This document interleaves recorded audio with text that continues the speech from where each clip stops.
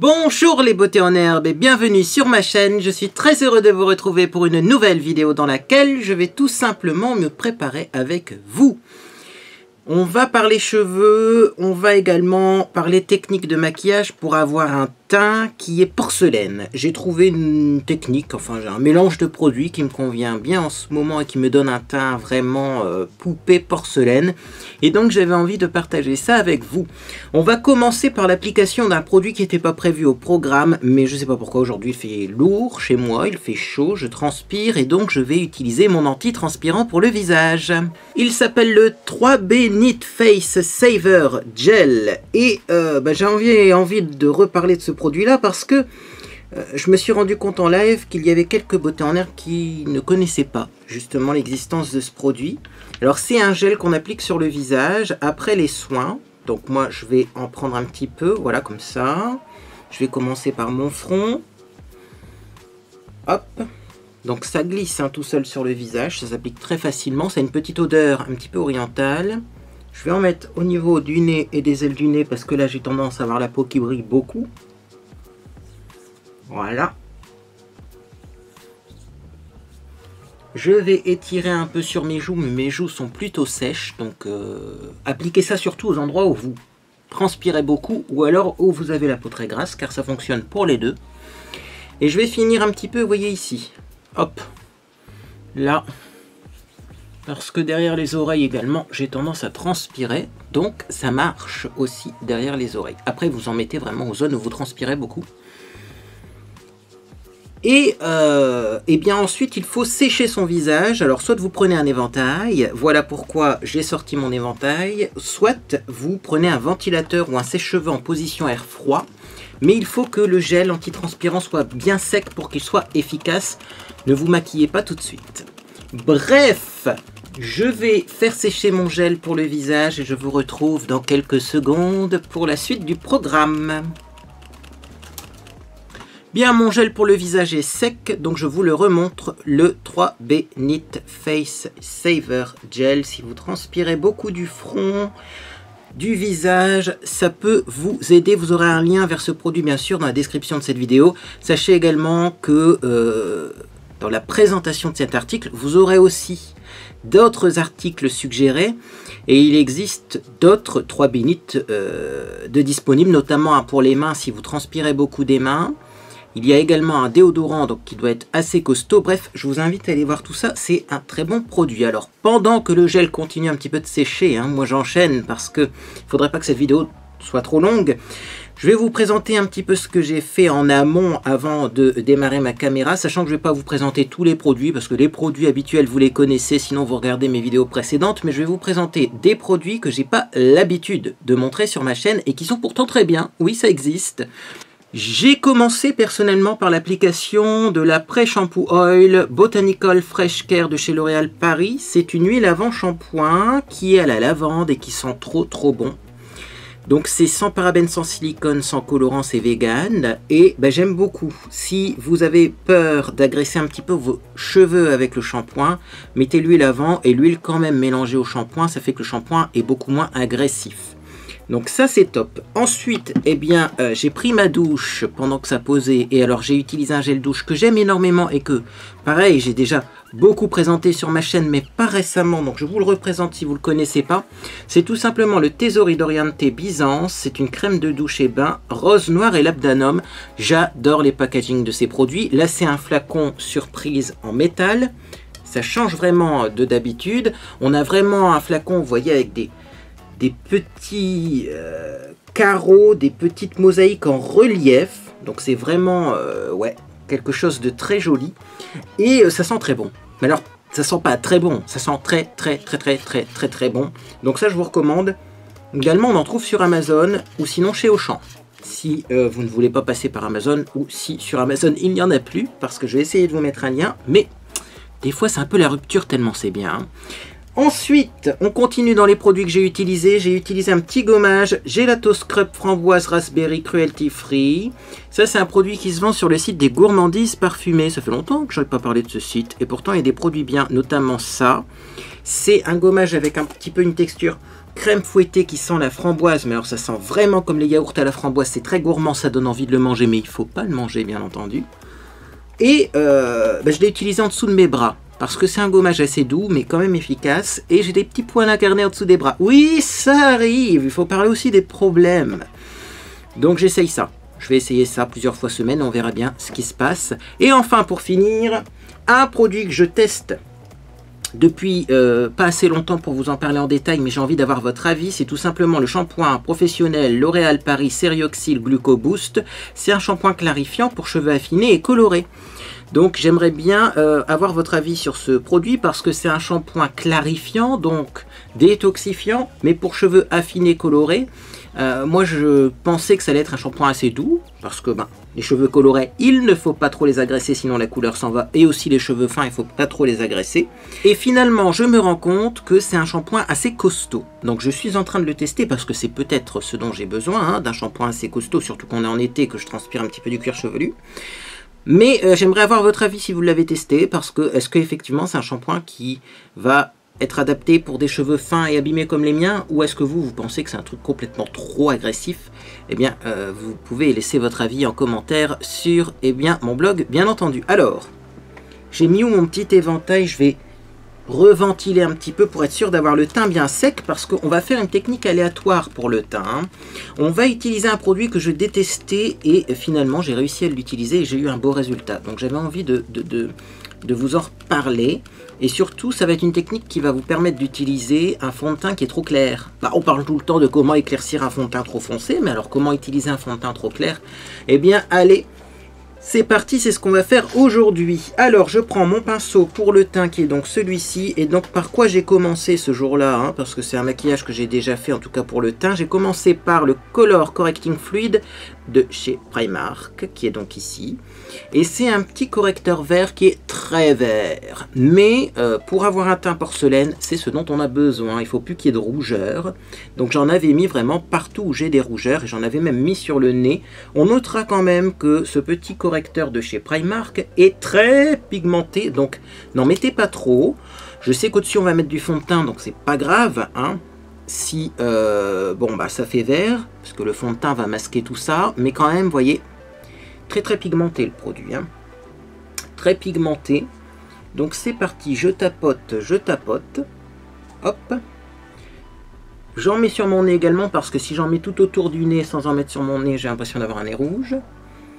Et un petit peu ici, voilà, on remonte bien un petit peu, Alors je sais qu'habituellement je dis que du correcteur vert il faut pas en mettre au niveau des cernes, mais moi j'ai pas de cernes, j'ai plutôt des rougeurs à cet endroit là, et j'ai trouvé pourquoi. Oui, je vous crie dessus, mon Dieu, ça va encore être du plaisir au montage. J'ai remarqué pourquoi j'avais des petits boutons là et des petits boutons là, c'est tout simplement l'endroit où habituellement je mets mes lunettes. C'est là que mes lunettes reposent, et ma peau n'apprécie pas d'être étouffée par le plastique des lunettes à cet endroit là. Et donc du coup ce qui se produit, c'est que j'ai des petits boutons qui apparaissent et des petites rougeurs là et là. Donc je vais essayer déjà dans un premier temps de bien désinfecter mes lunettes régulièrement pour éviter la propagation des boutons. Mais alors également, je pense que je vais devoir voir une technique, peut-être avec une base de teint.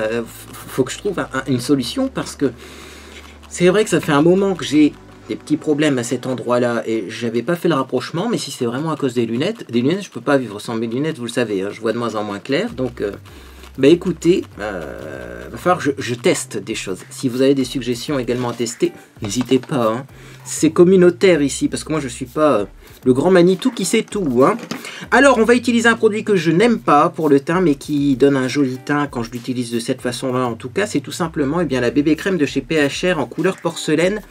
C'est parti, vous allez voir, c'est très clair, c'est très pâle. Donc j'en prends, vous voyez, une petite crotte comme ça, et je vais la répartir sur mon visage. Faites attention de ne pas en mettre trop, c'est pour ça que j'aime pas trop ce produit. C'est parce qu'en fait, c'est très gras. Voilà aussi pourquoi j'ai mis mon anti-transpirant pour le visage avant. Parce que la dernière fois quand j'ai fait ce maquillage, clairement, il faisait moins chaud. Donc mon maquillage a bien tenu. Mais là aujourd'hui, je pense que l'anti-transpirant s'imposait pour pouvoir réaliser ce maquillage. Alors, j'en mets un petit peu. Vous voyez, ça fait peur hein, au début, hein, c'est fait exprès. Hein. Et j'en reprends un petit peu et j'applique ça au fur et à mesure pour construire un petit peu la couvrance. Et alors, effectivement, comme vous pouvez le constater, je tapote. Je tapote plus que je lisse parce que c'est pas couvrant en fait, cette genre de bébé crème. Hein. C'est vraiment, je vous le dis, un produit que je n'aimais pas. Donc, j'essaye quand même d'utiliser les produits que j'aime pas. En plus, il est trop clair. Et donc, eh bien, j'ai mis au point cette technique. Alors c'est long hein, à appliquer, hein. Bon c'est normal. Vous inquiétez pas pour le contour des yeux, si ça vous paraît un petit peu vert, on va aussi mettre de l'anti-cerne hein, bien sûr. Et voyez, à force de tapoter mon visage, au bout d'un moment, on a un résultat qui est de plus en plus joli, donc il faut continuer. Et c'est tellement, j'ai envie de dire gras en fait, que ça sèche pas vraiment. Ça me fait penser un peu en texture au Dermacol, sauf que le Dermacol, on n'en met presque pas et ça fait un résultat de dingue. Là, clairement, j'en mets presque pas, c'est pas couvert au niveau du visage, mais voilà, on peut prendre le temps d'estomper ce produit-là. Hein. Il sèche pas, donc prenez bien votre temps. Estomper, tapoter, tapoter. Et en tout cas, ça commence à ressembler à quelque chose. Alors, j'ai un souci ici. Je pense que j'ai trop frotté mon correcteur vert et du coup, il est parti. Donc du coup, je vais peut-être en remettre un petit peu, on va voir. Ou je vais remettre de la bébé crème seule, on va voir ce qui fonctionne, ou alors je corrigerai avec de l'anti-cerne. Et j'en mets un petit peu dans le cou aussi, mais alors dans le cou, il n'y a pas besoin d'en mettre beaucoup. Parce que personnellement, ça fait assez uniforme, juste un peu verdâtre au niveau du visage, mais uniforme. Et après, je vais vous montrer comment enlever l'effet verdâtre, bien entendu. Allez, je reprends un tout petit peu quand même, j'aimerais bien avoir quelque chose un peu plus couvrant à cet endroit-là. Ça m'éviterait de remettre du correcteur vert au-dessus, ce qui serait gênant. Voilà, vous voyez.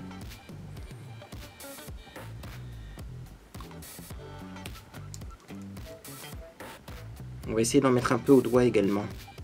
Mais vous voyez, en tapotant, ouais. Vous voyez, c'est pas si moche. Hein. Alors c'est hyper compliqué à travailler comme produit. Ce produit-là, je l'avais pas aimé également pour ça. Mais si vous avez un fond de teint clair pour le moment, si vous voulez faire un maquillage un petit peu ténébreux, gothique, eh ben ce sont les étapes. Bien alors, je sèche un petit peu mon visage car je sens qu'au niveau du front, ça ne va pas aller. Hein, c'est pas grave, c'est habituel chez moi. En été, j'ai beaucoup de mal à me maquiller, je vous l'ai déjà dit. Puis là, on est en été, c'est bon. Hein. Ah oui, bon été à tout le monde. On est enfin en été. Donc je ventile, et pendant ce temps-là, je vais mettre bien mon anti-cerne. Alors, vous mettez l'anti-cerne que vous voulez. Là, clairement, ça ne va pas changer grand-chose. Prenez quand même un anti-cerne qui n'est pas trop foncé, parce que si on prend un anti-cerne qui est trop foncé, eh bien, ça va se voir, puisqu'on a un teint qui est clair de partout. Moi, j'ai ressorti un anti-cerne de chez AliExpress qui est en bâton comme ça, qui est presque fini. Je l'aimais bien, cet anti-cerne-là, mais enfin bon, c'est un anti-cerne en bâton. Donc les anti-cernes en bâton sont tous plus ou moins pareils, c'est-à-dire qu'ils sont gras et ils migrent dans les plis. Mais vous voyez, celui-là, il est très clair. Donc au moins, pas de problème de démarcation. Et donc je tapote tout doucement, comme ça, au niveau du contour de l'œil. Et ensuite, on va poudrer. Alors avec quoi on va poudrer? Tout simplement, on va poudrer avec la poudre MAC, en espérant qu'elle fonctionne sur teint humide. Mais ça devrait aller, ne vous inquiétez pas. C'est de la poudre professionnelle MAC quand même. Donc voilà. Alors, l'astuce. Et oui, parce que je ne vous ai pas expliqué c'est quoi l'astuce. Donc l'astuce, c'est d'enlever les rougeurs. L'astuce, c'est de prendre des produits plus clairs que votre teint. Mais de prendre, eh bien, une poudre de la bonne couleur. C'est-à-dire que le fond de teint liquide crème est plus clair, mais la poudre, il ne faut pas la prendre plus claire. Hein. Sinon, là, c'est clair, ça va être trop clair. Ça fait beaucoup de clair, hein, tout ça. Est-ce que vous y voyez plus clair? Hop, et voilà. Faites attention de bien estomper ça, parce que c'est assez gras, donc faut pas que ça migre dans les plis. Voilà. Bref. Je repasserai un petit coup d'estompe au pire. Alors, la poudre, c'est donc la poudre MAC, qui est en NC5, il me semble, 05, NC5. Pas 05, NC5. Cette poudre MAC là est de la bonne couleur de mon visage. Donc du coup, j'en prends une certaine quantité. Et ce que j'ai fait la dernière fois, c'est que je l'ai appliqué avec un pinceau très très léger. Alors j'ai pas pris un pinceau éventail, mais j'ai pris mon pinceau Raphaël qui a des poils très souples. Oui, c'est bien celui-là. Hein. Il faut des poils très souples, on prend très peu de poudre et donc vous voyez, on effleure à peine le visage. Le but étant de ne pas mettre beaucoup de poudre, mais de bien poudrer l'ensemble du visage en effleurant à peine son visage parce que finalement cette bébé crème n'est pas couvrante, elle tient pas très bien, tant qu'elle n'est pas poudrée en tout cas. Donc il faut vraiment y aller avec parcimonie, vous voyez, et déposer vraiment un nuage de poudre. Limite il faudrait une poudre par aérosol. Je vous montrerai après. J'ai une idée de poudre, peut-être que ça existe. Voilà, alors en prenant un tout petit peu et en avançant tout doucement au niveau eh bien, de la matifiance, de la matification, je ne sais même pas comment on dit.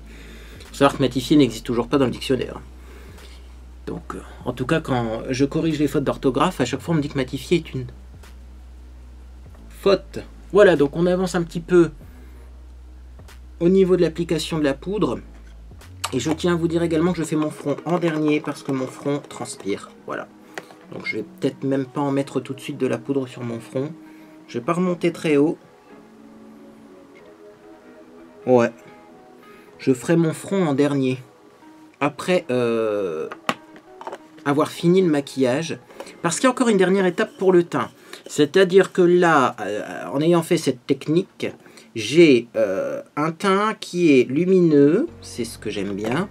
J'ai un teint qui est uniforme, bon, ça va, hein, niveau couvrance, de toute façon c'est plus la mode des teints super couverts, donc ça va.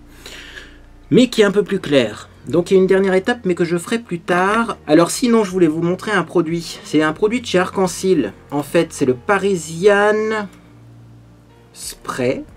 C'est un petit spray comme ça de poudre à paillettes.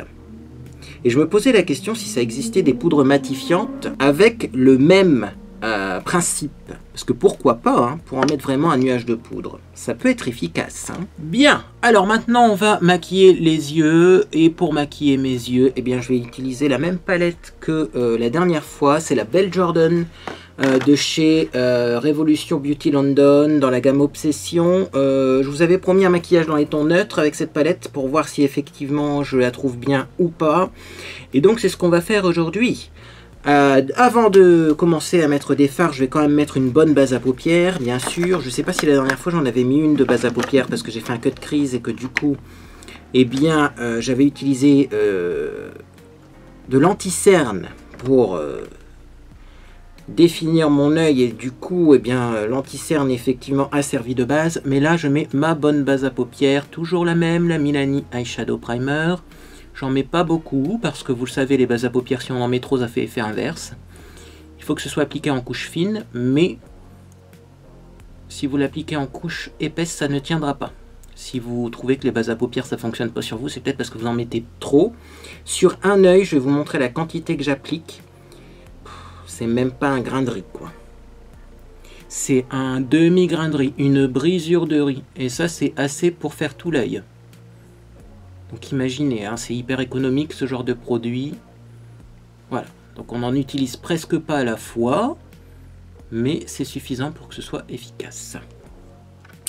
Bien, continuons. Donc on va prendre la palette Belle Jordan et je vais reprendre mes habitudes de dans le temps, c'est-à-dire que je vais refaire les maquillages comme je faisais avant et sans me prendre la tête dans l'ordre d'application.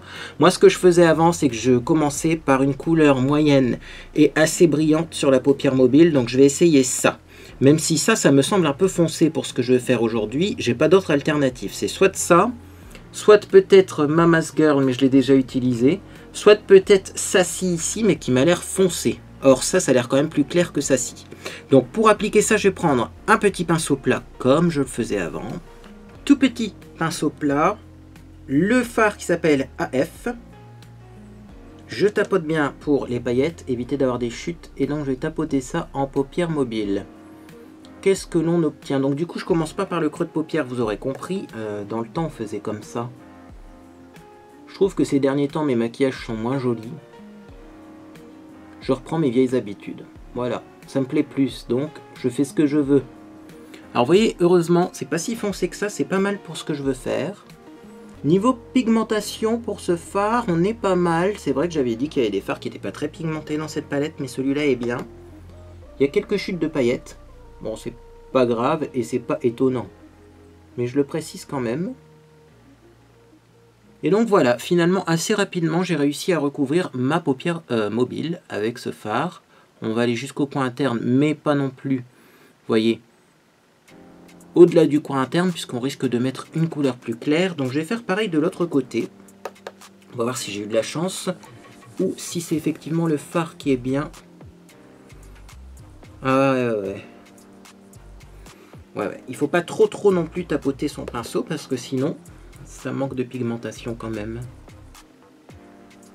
Alors voilà, c'est un dilemme. Soit vous prenez suffisamment de fard sur votre pinceau, vous l'appliquez et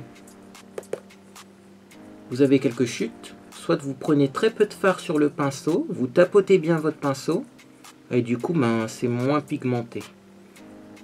Après ça peut être une technique d'en mettre plusieurs couches et en prenant très peu pour pas avoir de chute. Et on n'oublie pas bien sur son coin externe ici. Voilà pour le premier fard.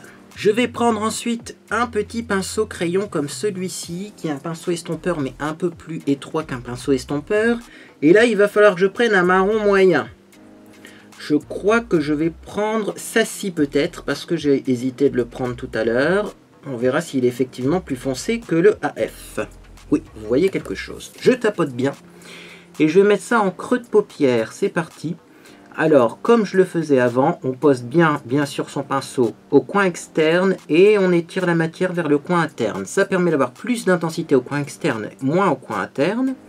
Et comme on a plus d'intensité au coin externe et moins au coin interne, eh bien ça fait déjà un semblant de dégradé, y compris dans le creux de paupière. Voilà, c'est très rapide comme application parce qu'après on va estomper.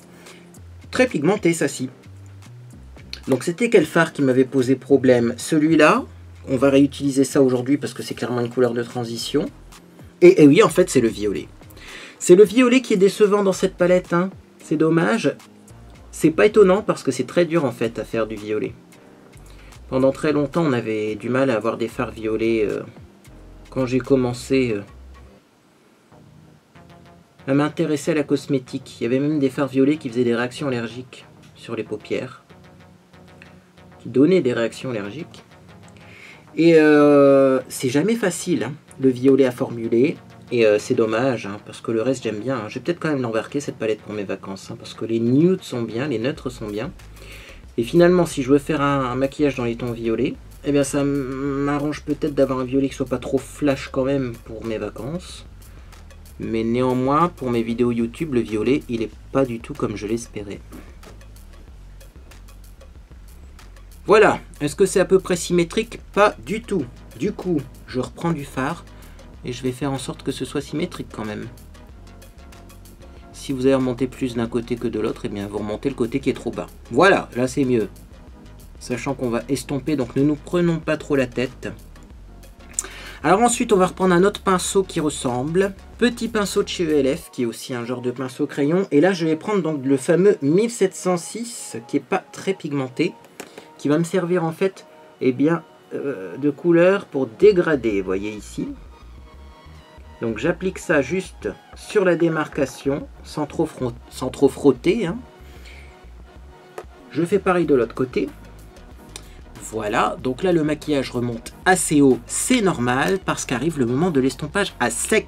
Qu'est-ce que c'est qu'un estompage à sec? Vous prenez votre pinceau estompeur propre et vous allez tout simplement frotter les bords du maquillage pour estomper, estomper, estomper.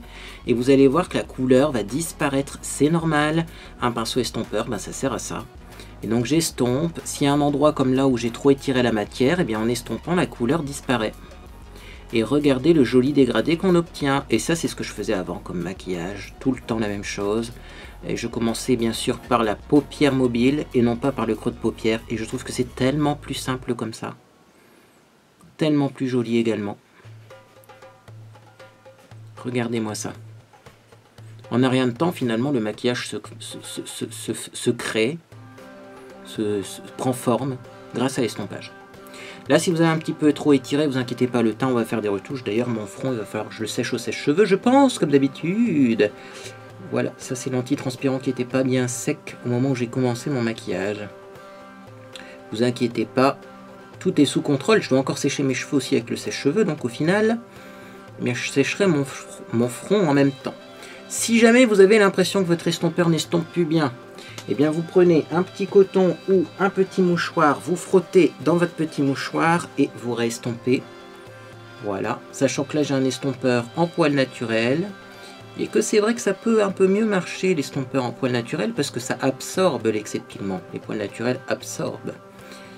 C'est pour ça qu'on évite d'appliquer des produits crème avec des poils naturels parce que sinon ça les absorbe et ça abîme les poils. Donc là, on a un estompage qui est satisfaisant, sachant qu'on n'a pas fini le maquillage.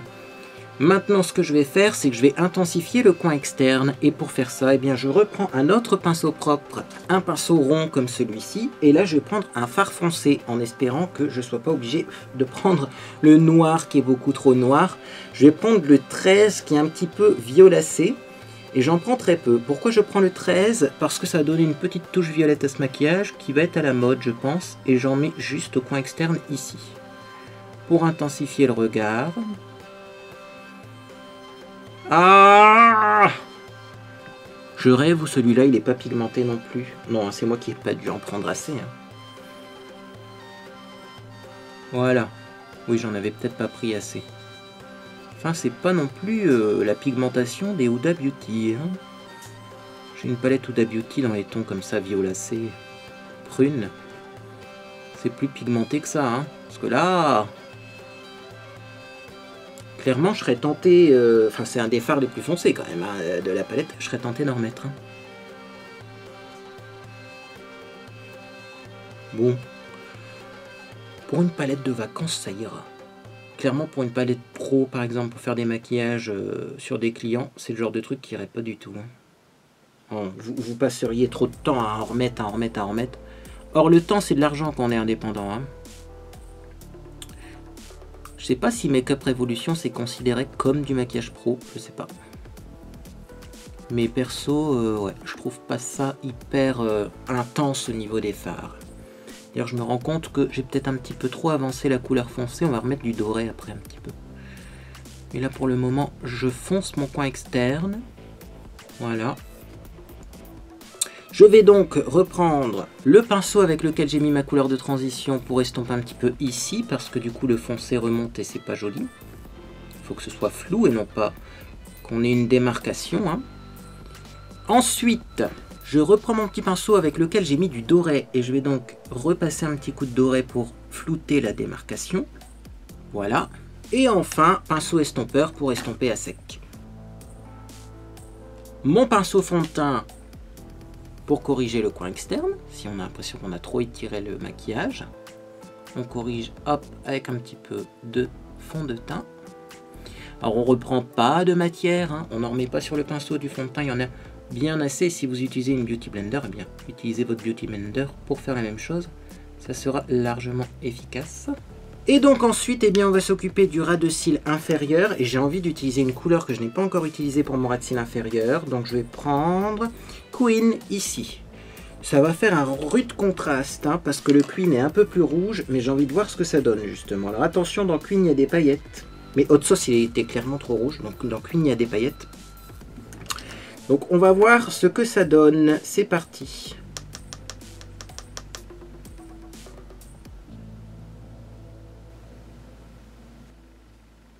Je suis content du résultat. Queen est parfait pour le ras de cils. Je pense qu'ils auraient dû mettre les paillettes dans le Hot Sauce et faire un Queen sans paillettes. Parce que pour le ras de cils, c'est juste moi, en tout cas sur moi, hein, c'est juste la couleur idéale. Donc vous voyez, les fards dans les tons rouges sont très pigmentés. On n'hésite pas à reprendre une fois de plus son petit pinceau à fond de teint si on pense qu'on a un petit peu dépassé ici. Et bien sûr, on estompe le ras de cils inférieur avec le pinceau estompeur sec, comme d'habitude. Ça fera un ras de cils beaucoup moins intense, un peu flou et plus joli. Conclusion, je sais toujours pas si je l'embarque pour mes vacances cette palette. Voilà, si c'était pour le deuxième test pour confirmation, bah, je suis toujours pas fixé. Le format est bien pratique, c'est ça qui m'embête, c'est que le format est pratique, mais je trouve quand même que les fards sont pas faciles à travailler. Et ça m'embête. J'aurais bien aimé avoir une palette pratique, moi, hein, avec ces couleurs-là. Ah ben non, c'est pas ce que j'ai. Bien, on va maintenant prendre un petit pinceau rond, j'en ai un là, c'est très bien, il est propre en plus, oui. Et donc je vais prendre un petit peu de fard, vous voyez, brillant ici, c'est le Glow Baby. Et je vais mettre ça en dessous du sourcil. Parce qu'on a l'impression effectivement que le maquillage au niveau des sourcils remonte un peu trop haut, mais en fait, dès que vous appliquez une touche de lumière, eh ben, pouf, ça redescend, vous voyez. Là, on a l'impression que ça monte haut, et ça fait redescendre le maquillage, et moi j'aime beaucoup. Pareil de l'autre côté, faites attention de pas trop en mettre non plus, hein, ça fait vite boule à facettes. Surtout qu'on n'est plus dans les années 2000 et que c'est plus à la mode, enfin quoique la mode des années 2000 revient. Mais voilà, faites attention quand même au niveau de l'arcade sourcilière à ne pas trop mettre de clair. Allez, on va maintenant maquiller les sourcils parce que sans les sourcils, ce genre de maquillage, ça fait juste trop bizarre. Je vais prendre le Eyebrow Pencil couleur blonde de Max & More pour voir ce que ça donne. Car celui-ci faisait gris également dans mes sourcils, je ne sais pas si vous vous souvenez. Et comme j'ai des cheveux qui ont encore des résidus de bleu, je vais voir ce que ça donne. Alors sachant que mes cheveux ont des résidus de bleu, mais ne vous inquiétez pas, je vais les repigmenter, ça sera la vidéo prochaine. La prochaine vidéo. Vous remarquez, ça sera peut-être la vidéo de dimanche. Je pense que vendredi, comme je suis en live, vous le savez, tous les vendredis je suis en live sur Twitch, je vais vous faire une vidéo plus courte. Ça sera un unboxing, car j'ai reçu un colis surprenant.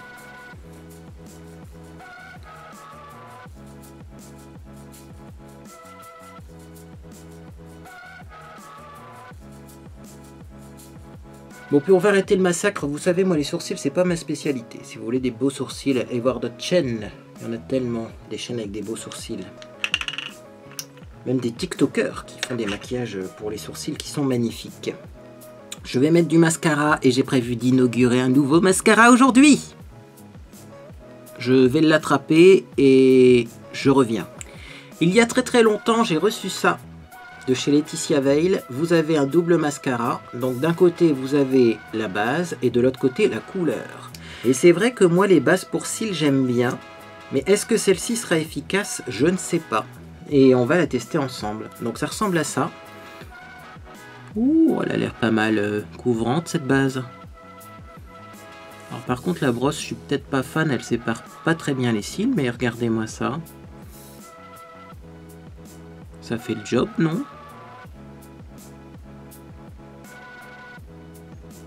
Alors des fois on a des bases comme ça transparentes dans ces petits kits à pas cher qui sont vraiment inutiles. Là je vois bien que ça recourbe mes cils et que ça les allonge. Hein. Oh, cette marque là, Laetitia Veil, elle est bien quand même.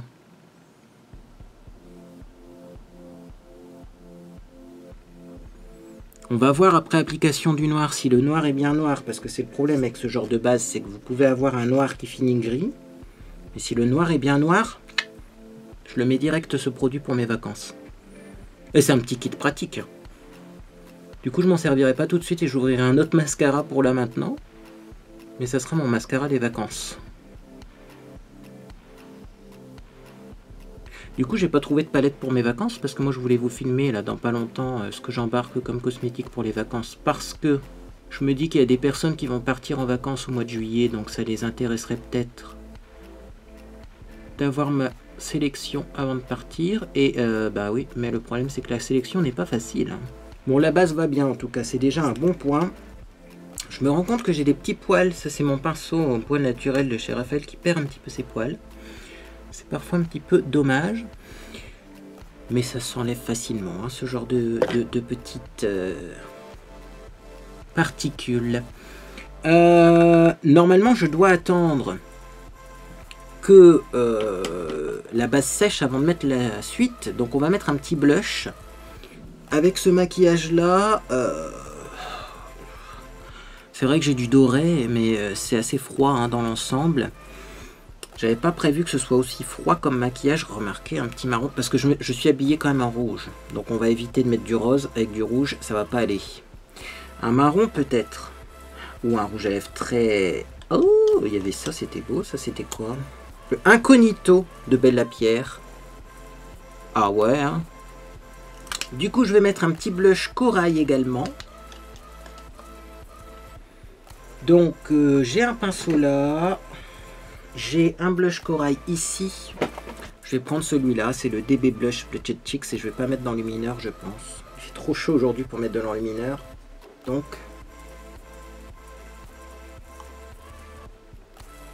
je vais juste mettre ce blush irisé. J'en mets pas mal, vous allez comprendre par la suite pourquoi. Bien, on va donc mettre maintenant le noir et on va voir si le mascara noir est très noir.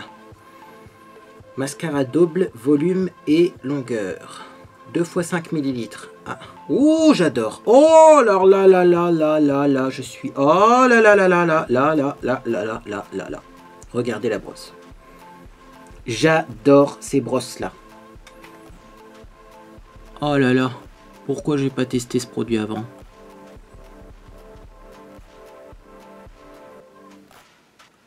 Chez Avon, on vendait un mascara avec ce genre de brosse. C'est pas une brosse ronde, hein. Je vous montre après la brosse. Plus en détail. Regardez-moi ça le détail. Ça définit les cils, cils à cils. Bon écoutez, je vais bien mettre mon mascara parce que ça n'a pas l'air d'être de la bouse, malgré le prix qui est minuscule. Et je vous rejoins après pour vous montrer c'est quoi ce style de brosse que j'adore. Et je savais pas que c'était ça comme brosse. Je suis enchanté. Là par contre c'est le genre de produit que je prends plaisir à appliquer. Ah oui, alors avec ce genre de brosse là, impossible de faire des taches sur la paupière mobile. C'est ça que j'adore. Je suis enchanté. Un mascara qui m'enchante. Ça faisait bien longtemps. Non, remarquez celui d'avant il était bien aussi. C'était le Prescription Lab, il m'a enchanté aussi. Alors... j'ai rentré la brosse, je l'ai rangée et pourtant je vais vous parler de ce genre de brosse, comment cela se fait, parce que j'en ai une autre. Celle-là c'était celle de chez Avon, j'adore ces brosses-là. Je vous montre de près. C'est des brosses un peu comme des peignes qui ont des picots d'un seul côté. Et comme il y a des picots d'un seul côté, on arrive vraiment justement à appliquer le mascara sur les cils sans en mettre au niveau du ras de cils. Alors j'ai quand même fait une tache en haut ici. Mais pas au niveau du ras de cils. Et les taches clairement dans le creux de paupière, c'est plus facile à enlever que quand vous avez du noir tout le long du ras de cils. En plus, eh bien, j'ai fait une tache là parce que ce mascara-là allonge énormément les cils. Donc moi, j'aime beaucoup le résultat. Et ça, clairement, je vais le garder pour mes vacances. Ce petit kit-là, je l'ai testé une fois, je le garde pour mes vacances. De toute façon, il ne va pas rester longtemps en attente puisque c'est bientôt les vacances. J'ai fait des petites traces de mascara noir. On va attendre que ce soit bien sec avant de les enlever et justement, on va enfin pouvoir sécher son visage, en tout cas son front et ses cheveux. Et bien pour faire ça, j'ai une petite astuce, une petite technique. Bref, je vais vous montrer mes cheveux, mais je vais aussi vous montrer comment je coiffe mes cheveux en ce moment. J'utilise toujours mon appareil à brushing automatique, donc je vais déjà sécher mes cheveux normalement et après je vous montre le mouvement que je leur donne avec cet appareil. C'est parti pour le brushing normal.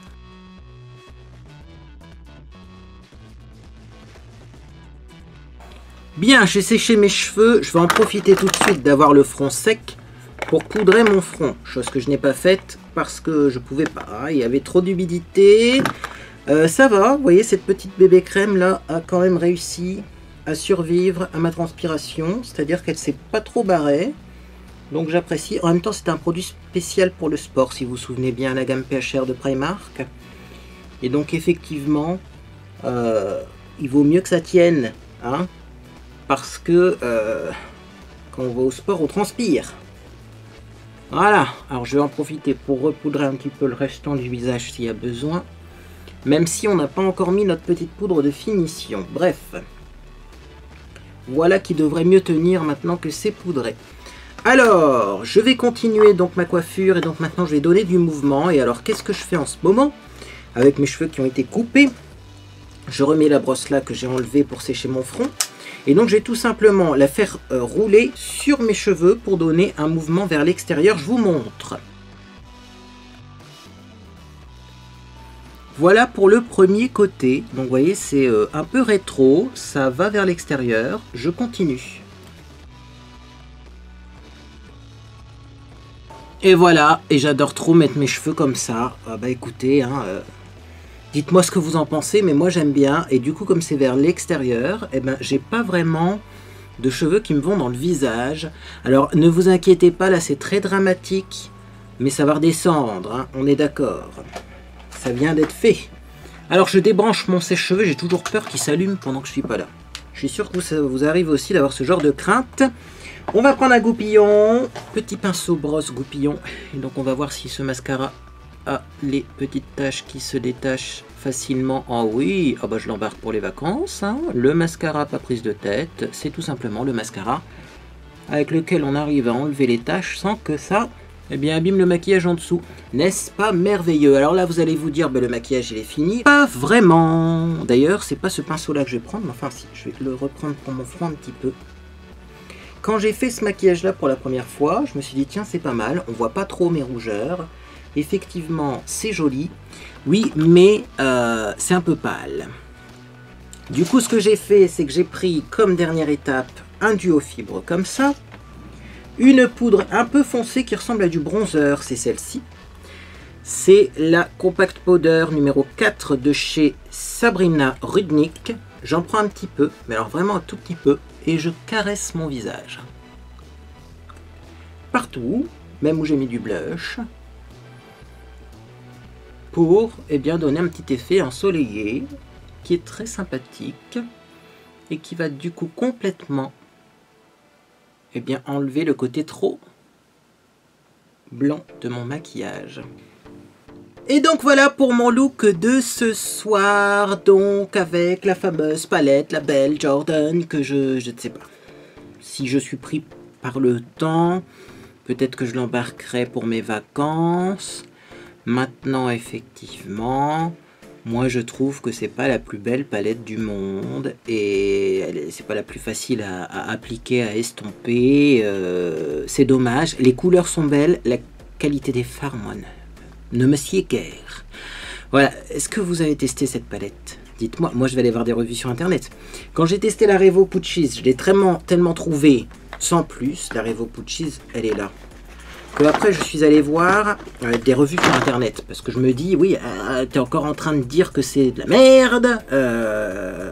Pourquoi est-ce qu'à chaque fois, moi, je pense que... j'étais pas le seul à le dire. Hein. Cette palette-là est magnifique. Le packaging est magnifique. Les fards, les couleurs sont magnifiques. Alors les fards, je suis désolé, ça manque de qualité, quoi. Limite, faudrait augmenter 1 ou 2 euros le prix de la palette et faire des fards mieux que ça, quoi, parce que c'est... Et une autre personne a dit exactement la même chose que moi à propos de cette palette-là. Là, je vais aller voir des revues à propos de cette palette-là. Écoutez, dites-moi, vous, ce que vous en pensez de tout ça, dites-moi ce que vous pensez de ce maquillage, de la pigmentation, etc. Mais, ouais, moi, je trouve que c'est, une fois de plus, pas le plus beau maquillage que j'ai réalisé sur ma chaîne. Mais pour la soirée, ça fera bien l'affaire. Et en tout cas, bien voilà, vous voyez, mon teint, il est plus du tout trop pâle par rapport à mon cou. Hein? Et pourtant, j'ai utilisé quand même des produits qui sont pas évidents. On est d'accord. Hein. Donc voilà, si ça peut vous aider à utiliser en tout cas des fonds de teint qui sont trop clairs, eh bien, je suis ravi. Eh bien, écoutez, en tout cas, si cette vidéo vous a fait plaisir, vous pouvez laisser un j'aime à celle-ci. Également, bien sûr, vous pouvez vous abonner pour ne rien manquer de mes prochaines publications. Il va y avoir une petite vidéo unboxing pour vendredi matin. Elle sera pas très longue parce que le colis est minuscule, mais j'ai été surpris quand je l'ai ouvert. Je pensais que j'allais recevoir quelque chose et en fait, j'ai reçu autre chose. Ou peut-être le quelque chose, mais emballé différemment. C'est un colis mystère, on va l'ouvrir ensemble. Puis ensuite, eh bien pour dimanche, je vous prévois quand même de repigmenter ça, parce que là, ça vire au jaune. Hein. Je veux rien dire, mais ça vire au jaune, mes cheveux. Hein. Ah, le bleu est en train de partir, donc on va remettre du bleu. Et bien sûr, on ne va pas utiliser la même coloration semi-permanente que j'ai utilisée. Hein. On va essayer, bien sûr, les masques colorants, qui ne sont pas donc des colorations semi-permanentes, mais qui ne sont pas non plus des repigmentants. Ça s'appelle masque colorant Expresso de Vitalis, et j'adore. J'adore l'idée parce que c'est en rupture de stock partout, donc je me dis, mon Dieu, c'est que ça doit être génial. Bon, on verra ça dimanche, bien entendu. Eh bien, écoutez, moi, en tout cas, j'espère que vous passez une agréable journée. Et puis, dans tous les cas, eh bien, je vous dis à bientôt sur les réseaux sociaux.